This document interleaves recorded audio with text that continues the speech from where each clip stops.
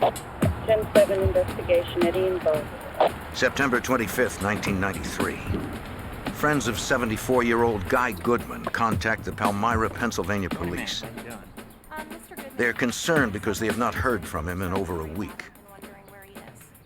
Goodman's landlord meets an officer at his rented house. You have a key for the door there? I do. Okay, let's go check it out. Okay.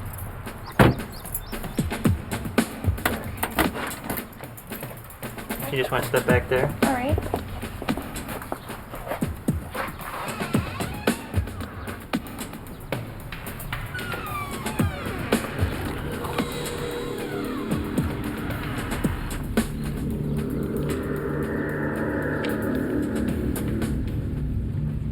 The officer observes shards of broken porcelain on the floor and dried blood on the floor and walls. Blood spatter trails down the hall and leads to the basement stairs.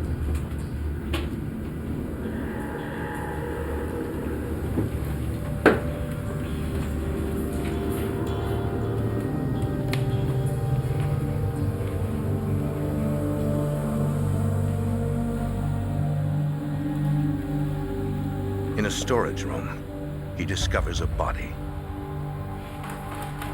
The officer calls for assistance. Headquarters, code 3, requesting backup. 24, you clear call. Unit 1833, go ahead. Detective Paul Zeckman of the Lebanon County Detective Bureau takes the lead in the investigation. Affirm, go ahead. 10-4, I'll be en route to that location. The countywide bureau helps township police departments with major crime investigations.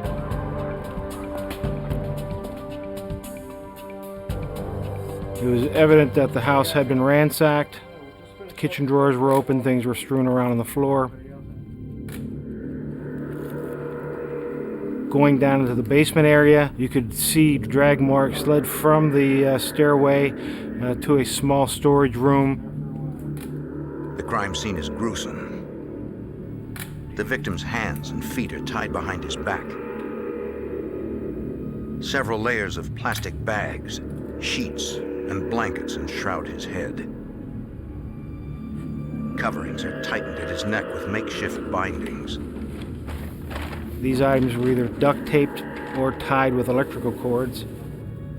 The plastic bag was duct taped over the cloth covering. Hoping to find a trace of the perpetrator, crime scene investigators carefully process the house. They dust every surface for latent fingerprints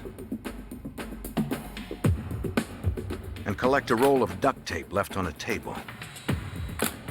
Likely the same tape used in the bindings. With no witnesses, only the careful examination of every item can help the detectives understand this crime. We were trying to not only obtain the forensic evidence, but we were also trying to determine if any of the property was taken from the residence. We were able to establish that Mr. Goodman's wallet was missing. They find American Express charge statements, but the card itself is missing. Statement here. The account numbers get that all figured. In the bedroom, investigators discover an open box of checks. A series of checks from the middle of this box had been removed. We also knew that the vehicle of Mr. Goodman was also missing at this point. What do you have to do out here yet? Guy Goodman seemed like an unlikely target for this type of attack. Like most of the Palmyra, Pennsylvania community, Chief Michael Wayman knew of the victim. Guy Goodman was a retired florist. He was a lifelong resident of the Palmyra area, well known within the community and liked by everyone in the community. It was apparent that either the motive for this crime was a robbery that had gone bad, or that there was a robbery after the fact, after Mr. Goodman was assaulted and died. Palmyra, Pennsylvania is located in Lebanon County. This peaceful community sees fewer than 3 murders per year. In most cases, the victim knows the killer.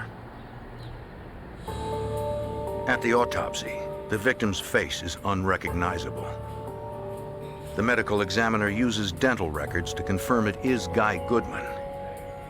Based on the body's decomposition, he concludes Goodman has been dead for about a week. Although the victim was severely beaten, his wounds were not fatal. An examination of his respiratory tract reveals he died slowly from suffocation. Latent prints recovered from Goodman's house are processed at the lab.